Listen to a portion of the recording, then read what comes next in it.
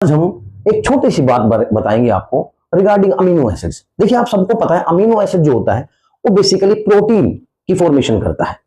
जैसे कि एक ईंट है वो अमीनो एसिड्स है, और फिर एक ईंट की दीवार बना दी वो प्रोटीन हो जाती है।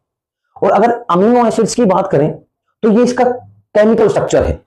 एक कार्बन पे 4 अलग अलग ग्रुप होते हैं, और अगर NH ग्रुप, अगर आपको NH ग्रुप किसी भी स्ट्रक्चर में सिर्फ ये NH ग्रुप अटैच मिले, आप मान के चलिए अमीनो ग्रुप अटैच मिले NH ग्रुप, आप मान के चलिए 100% वो स्ट्रक्चर अमीनो एसिड यानी प्रोटीन से रिलेटेड है वो स्ट्रक्चर, और कुछ हो ही नहीं सकता है। अच्छा, एक बहुत इंटरेस्टिंग बात है, एक डाइट का क्वेश्चन है, वैसे ही पढ़ा रहे थे तो माइंड में आ गया, मैंने सोचा कि चलो बच्चों के साथ शेयर की जाए कि आपको पता है बेटा कि विज्ञान जो है इनकी इसने ही उत्पत्ति की है, इसने ही खोज की है दाल चावल की। दाल चावल, राजमा चावल, इडली, डोसा, इनमें एक कॉम्बिनेशन होता है। आपको ऐसा लगता है कि आज से चाहे 100 साल पहले, 200 साल पहले, चाहे 500 साल पहले, कभी ना कभी किसी ने तो सोचा होगा ना कि दाल के साथ चावल का कॉम्बिनेशन सही रहेगा, बेस्ट रहेगा। तो उसी वजह से हमारे यहां पे या पूरे नॉर्थ साउथ पूरे इंडिया में दाल चावल के कॉम्बिनेशन के साथ खाई जाती है। इसके पीछे रीजन है बेटा, इसके पीछे साइंस है। आप ऐसी मत समझना कि दाल चावल लोग भी खाते नहीं।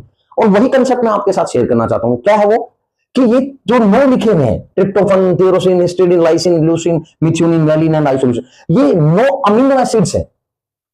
ये 9 वो अमीनो एसिड्स है जो हमारी डाइट में जरूर होने चाहिए। ये प्रोटीन है जो हमारी डाइट में होनी चाहिए, जिससे हमें, हमारी बॉडी को, हमारी मांसपेशियों को, हमारे सब सेल्स को स्ट्रेंथ मिलती है। अब दिक्कत क्या होती है यहाँ पे, जब हम दाल चावल की बात करते हैं तो ध्यान देने वाली बात है, जब हम चावल की बात करते हैं तो चावल में सारे 8 अमीनो एसिड्स हैं, लाइसिन नहीं होता। ये जो अमीनो एसिड है लाइसिन, ये चावल में नहीं पाया जाता।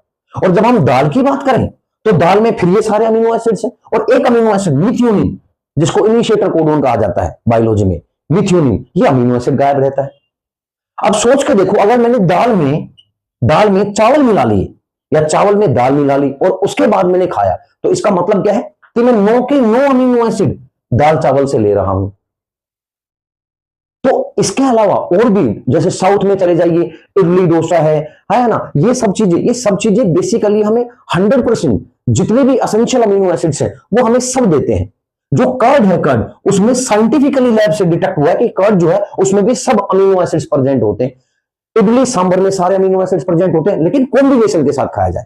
तो यहीं से विज्ञान ने इनकी उत्पत्ति की है बेटा, इनकी खोज की है कि दाल चावल बेस्ट होते हैं, खाने चाहिए। अब दूसरी बात आ जाती है कि दाल चावल में अगर सारे अमीनो एसिड्स अगर प्रेजेंट है तो फिर ये समस्या वाली बात आ जाती है, बहुत सी कंपनियों को दिक्कत हो जाती है।